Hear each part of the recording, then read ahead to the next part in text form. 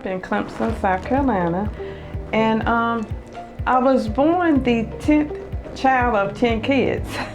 We grew up 12 people in a household, 10 kids and my parents in a 2-bedroom house. There were 7 girls and 3 boys.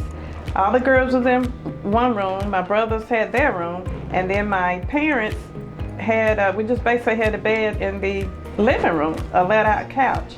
And I remember by me being the youngest, I had to sleep with them. My plan was to go into radio broadcasting. So I had people kind of sort of talk me out of it. Why you want to do that? Why don't you go do something else? There's not a lot going on, but that's really what my heart was. So I went on and got a degree in business instead. At Tri-County Tech? At Tri-County Tech, I did.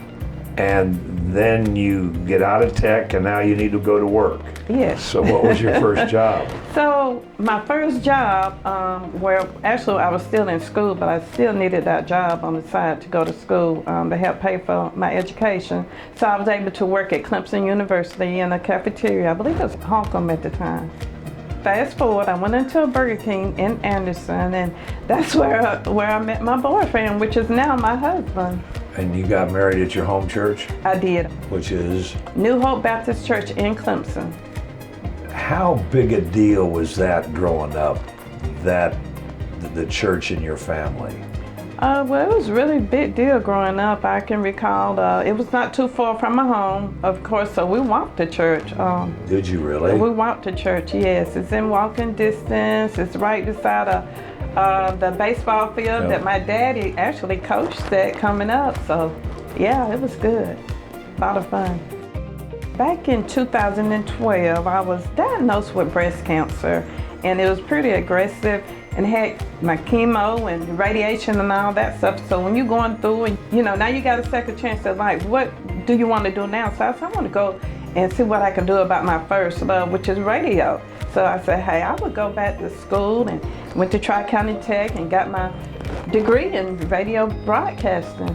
It was wonderful. I was a lot older than most of the students was going there, but they took me up right on in with smiley faces, and they was able to help me, along the way, and didn't mind showing me, because, there was a lot of new stuff going on back then, than it is now. So it was really fun. I really enjoyed it. I learned a lot. So I did my research, and I finally came around to Electric City Broadcasting, found out who the owner was. We met, and he opened up the door and allowed me to come in to do a 1-hour broadcast on a bluegrass station. Now, remind you, I was doing a 1 hour playing gospel, urban gospel music, and putting in community happenings during that time, during that 1 hour. And it was kind of challenging on a bluegrass station, but, it happened, and I was grateful for the opportunity for that. And so, I began to write my vision down on the paper, and if I ever had a radio station, this would it be, just think and write it down. The words say, write the vision and make it plain. So I did that for maybe about a year. And then the old owner, which is Bob McClure of the Power Foundation, they contacted me and say, hey, what do you think about, working for urban radio station? I said, oh, I would love it. I said, well, we would need you to run it. I said, run it? I don't know if I can do that now. But things worked out, and hey, here we are. We began Spirit Radio back in 2020 at the beginning of the pandemic. And what station is now Spirit Radio? WABB 105.1 FM and 1390 AM, where we are spirit given, spirit driven. We are Spirit Radio.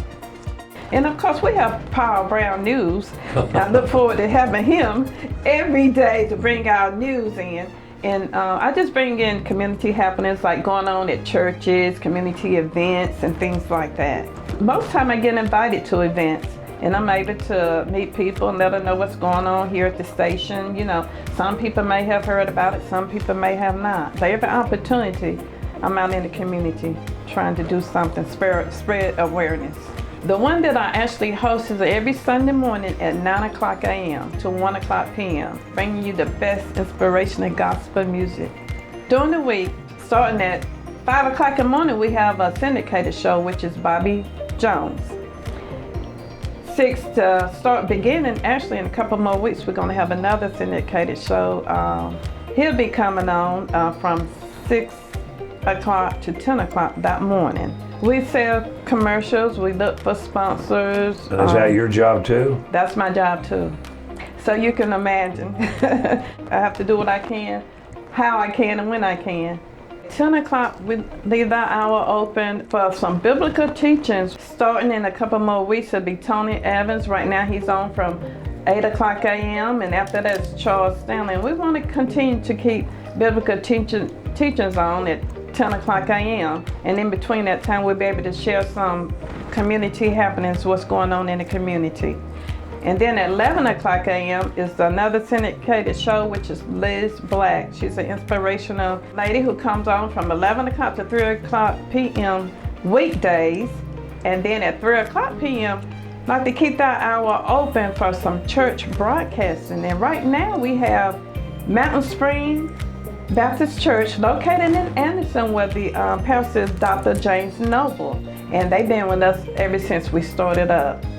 And also we're looking for other churches to join Spirit Radio. We have openings available, like I said, 3 o'clock p.m. weekdays, or we even have some openings on the weekend for church broadcasting. So we're encouraging all churches to contact Spirit Radio. 4 o'clock p.m. we have a syndicated show, well known, Hezekiah Walker Show. He comes on from 4 o'clock p.m. to 7 o'clock p.m. And they've been real good about, help promoting Spirit Radio. So we're thankful and grateful for our syndicated shows. And on the weekend, we have Spirit Radio do have a hip hop gospel radio artist, which is Cool Dave. His show comes on every Saturday, 12 noon to 4 o'clock p.m. His name is David Fields, and is better known as Cool Dave. And at 10 o'clock to 12 noon, before Cool Dave come on, is the Marvin Sapp radio show. So it is pretty busy. 4 o'clock to 7 o'clock is Ty Trivet. Now, these shows, are they playing music? Is They talk playing or music, what? they talking, sharing inspirational words, playing some good gospel music, well-known good gospel music. These are Grammy award winners, so yeah, we're very thankful for them. As far as you know, when it comes to women in broadcasting radio in Anderson County, you're kind of unique. I believe I am, as I can think of, unless I'm missing something. I think I am. The only Never one. thought about it. The only one. Every day doing something Every with the day doing something. with the radio. If I'm not mistaken, yes, with the radio. Spirit Radio recently been nominated for a Stellar Award. Wow. Yes, so we're excited about that. We made it through the first round, and we're in the second round right now. And we just asking for the community to support this station, the first 24-hour gospel urban radio station in Anderson County. And this award is coming up in July. It's an annual award, Urban Gospel Radio Awards. They give out to various artists and groups, syndicated shows, just whatever, radio stations. So we was nominated for the Indie Small Market of a Radio Station Award, Stellar Award. We are looking for sponsors. We really need these sponsors to help support Spirit Radio. We don't have a lot of sponsors right now. It's been a new radio station, but we are moving pretty fast, and especially since we've been nominated for the Stellar Award, we would love to have some more sponsors to help us out here at the station. Churches, businesses, even listeners. Tune in each and every Sunday morning beginning at 9 o'clock a.m. to Inspirational Time with Just Jeanie, bringing you inspirational music, community happenings, and so much more right here on Spirit Radio every Sunday at 9 o'clock a.m.